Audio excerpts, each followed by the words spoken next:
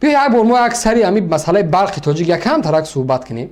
نوار برق تاجیک من بمونم. مرحمت نوار بگذار. سردی به سابقه هوا و جاری شدن لیمیت برق تشویش جمعگل جلیلوه را بیشتر کرده است. با هیزم و تپک هم خوراک میپزد هم خانه گرم میکند. بیم دارد ذخیره سوزشواریش تا آخر زمستان نمیرسد. خانه را خیلی که نمیدونم قطعمون تیار میکنیم همه خیلی سحر عبید دیگه علو میکنیم اگر علو نکنیم خنک کرد با موها که خیلی که گودک مایده نیست گودک مایده دارو مجبورن که 3 بار نه 4 بار علو کنن. مثل جمعگل بیشتر ساکنان دهنشین میگویند چنین حال را دارند. در دهات برای گرمیدهی بعضا مجبور میشوند درختها را برند. ولی مسئولان اداره جنگل ولایت ختلان میگویند که نظارت را در جنگلزارها شدید کردند. در چند روز اخیر سردی هوا حدود 20 نفر در ختلان برای درختبری جریمه شدند. پخت و پز و گرم کردن خانه مثل اکثر زنان برداشت هالدانه دوست است. میگوید به خاطر گرم بودن پول استفاده برق اون را صرف میکند. اگم گو دوشم تپک میکنیم علاوه میکنیم پیش مونده. سویت هم سوزانه که از سویت کم استفاده میبریم.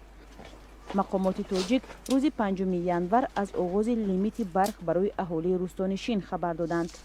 در دهات وادی وخش محدودیت برق وقتی معین ندارد. گاه شبانه و گاه روزانه جاری می شود. میبینند چی گپه قوای برق. خب برق تاجیک امانالله صدالله تمام مبلغ برق تاجیک توسط امانالله صدالله دو در عروسی خب رئیس جمهور چرخ میزنه. قرض شرکت برق تاجیک 20 میلیارد سومانی است. در سالهای چند سال پیش 14 میلیارد کیلووات ساعت اگریگات قوای برق میداد. در این سالها 19.8 میلیارد کیلووات ساعت قوای برق اگریگات های ما برای ما میتیم. تصور کنید در 4-5 سال تا 7 سال پیش چند بود؟ برای مردم قوای برق زیادتر بود. لیمیت بود از ساعت 12 تا ساعت 6 بود که در زمانی که 14,000 کیلووات ساعت بود. اما این سال الکی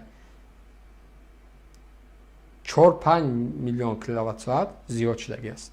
نیکی تا امروز مشکلات قوای برق است. اصلا نیروگاه برقی آبی روغن کامپیوتر من آغوش بگیرید.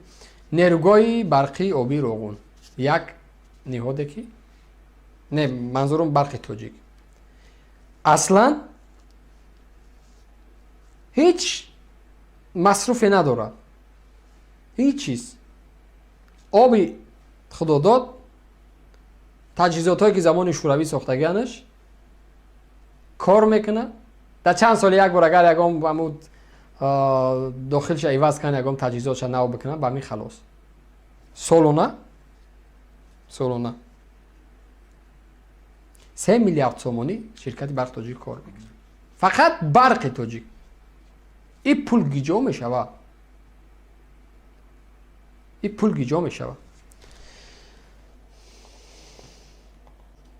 خب مک اثبات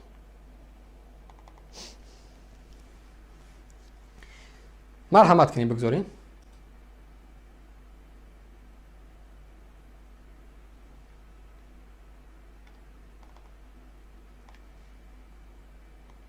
بخونید اینجا چی نویسه که حرفای کلام قطعی. وطن خودش قوای برق نداره. تاجیکستان به کشورهای همسایه برق میفروشه. این پول گیجا میشوه. یک بار رسانه های ازبکستان نظر بکنید. آخر اخباراتش امروز بعد از اون که شرطنامه های دو طرفه بین تاجیکستان و ازبکستان شد، رئیس جمهور آمد. رئیس جمهور ازبکستان نفری حرفه‌ای نفری دانا با سواد شرطنامه های دو طرفه بس این گفتگو قوی ما را همه فریب کردن، همه منفعت های ملیشون بالاتر موندن و کاری خودشون کردن و همه گفت چی سابق وزیر کارهای خارجی پیروزی دیپلماتیشون انجام دادن و رفتن. تاجیکستان به ازبکستان قوای برق میتین. ازبکستان گرانتر به افغانستان قوای برق میفروشه. بروین برای اثبات رسانه‌های ازبکستان هم نظر بگن خیلی رسانه افغانستان میفهمین مشکلات در کجا است.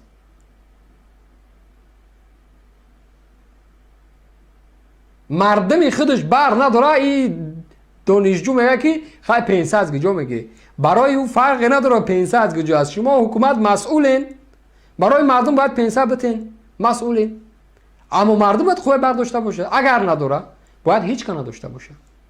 خانه های شما پر از سوید اسب خانه هاتون اغل خانه هاتون مر خانه هاتون تو خانه هاتون فاحشه خانه هاتون سوید داره یکی مردمی کم بغل نداره برای چی نداره مثلا لیمیت خب از تیرما لیمیت سر کردن یک مدت سوید تکشتن برای چی میگذره به قشری انگشت کمر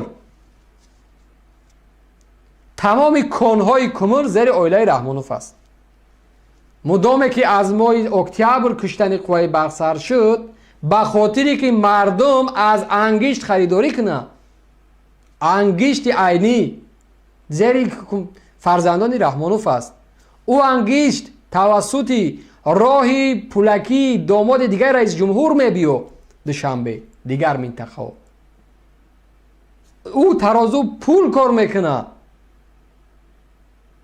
میلیون سومانی پول کار میکنه تمام درآمد انگشت نویسته میشه که سالانه از 700 تا 800 هزار تن در این سال انگشت وارد شده است. همه او مبلغش از حساب میانه از 800 سومانی تا 1200 سومانی یک تن انگشت. یک بار حساب کنین چقدر مبلغ میشوه.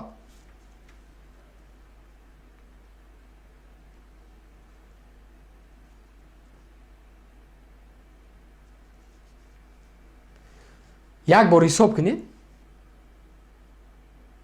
حساب میانه خیلی 1000 سومانی اگر یک کیلو یک تن انگشت حساب کنین هیچ حسابات نیست. توسط راهی پولکی داماد دیگر رئیس جمهور میبیا هم راهی او پول کار میکنه هم انگشتشون به مردم گران میفروشن انگشت که ربط دارد به داخل اویله بیرون از اویله رحمانوف هیچ کس انگشت تجارت کردن نمیتونه. کانی عینی دست اینا است دیگر کانون دست اینا است. قوای برق کشتن یک مدت انگشتا را فروختن پیسه را جمع کردن یک مدت قوای برق دادن سر و صدا بلند شد باز برآمدن اشوله خوانند گوشی مردم صرفه‌کارانه احتیاطکارانه آب کم شد. از مردم اینارک من خواهش میکنم ببراین یک بار فضای آب برای مردم نشان بدین که آیا واقعا آب اینارک کم است نه.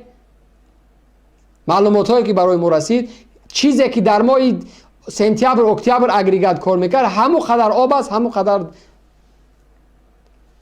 قدر موتوری هم اگریگات کار میکنه هیچ کم شدگی نیست. دروغ برای که شرطنامه دارن با کشورهای همسایه باید قوای برق بفروشن. اینا کی را میخوان فریب کنن؟ مردم بیچاره فرزنداشون در 60 70 40 50 گراد خونگی کار میکنه برای انگشت پیسه را روان کرد انگشتای اویله خرید پر لبا که ایران رفت قوای برق گرفتن برای خارج میفروشن باقی مونده پولش هم میگیرن. 3 میلیارد سومانی سالانه برق تاجیک گجا میشوه هیچ کس نمیدونه. میگذاریم به قسمت دیگر. مسئله کارخانه های بزرگ که در تاجیکستان 3-4 کارخانه کی است. یکم تالکو آلومینی زاود چی فایده داره برای مردم؟ فقط به ضرر کار میکنه مینوس کار میکنه. یک عمر از بودجه کشور قرضدار است. رای آهن زیر نظارتی کی است؟ ایش هم زیر نظارتی ولایت رحمانوف. فرودگاه زیر نظارتی کی است؟ این هم زیر نظارتی ولایت رحمانوف. برخی تاجیک زیر نظارت این هم زیر نظارتی ولایت رحمانوف. 4 تا کارخانه بزرگ که میلیون سومانی میلیارد سومانی به دست میاره تمام این کارخانه ها زیر اویله یا گرفته شده است. تمام بودجه پچکا جمع کرده میشوه در اجنبی در خارج مانده میشوه. کشور 4 میلیارد دلار قرضدار مردم بدون قوای برق چاپلوس از آسیا تماس میگیره من دورنیکم حیفت خرسند دورنیکی ما تحقیر نمیکنم دیگه زندگی مجبور سخت است که بعضی دورنیک میشن ما هم طبقه را گذاشتیم اما من راضی نیستم از این زندگی. من بودم که خب واقعا کشور ما در همین شرایط قرار داره. شما یک بار نگاه کنید دورنیک باشین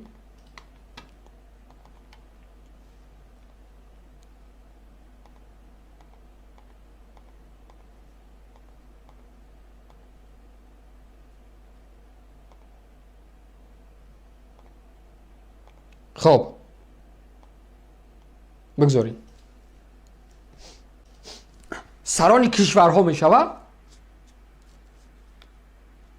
میلیون سامانی مصرف میکنین میوجات و سبزوات و قالین و پیاله و طبق و کاسه و باز خور بالات میلیون ما بدونم که تاجیکستان یک کشوری کم بیزاده است در نمیکنه علم نمیکنه بید بحث نمیکنم نیکیم یک بار نگاه کنین رحمانوف کدام کشوری دنیا میره که با چنین اصول پیشوازش بگیره در فرانسه حتی در تای پاش یک قالین یک دراجکه نپرتافته بدن گیجاش بردن آمدن قصر پرزیدنت شد واقعی کردن گم شد رفت در گیجا قزاقستان و قرقیزستان میره با همون 4 تا بشمرده هست همون چیزای قزاقی دارن پیشوازش میگن اصلا ترک با همین خلاص لیکن وقتی راه برای دیگه جا تاجیکستان میبیا تمام از تربوز و خربوز و انگور و میوجات کوه میسازن یا برای یو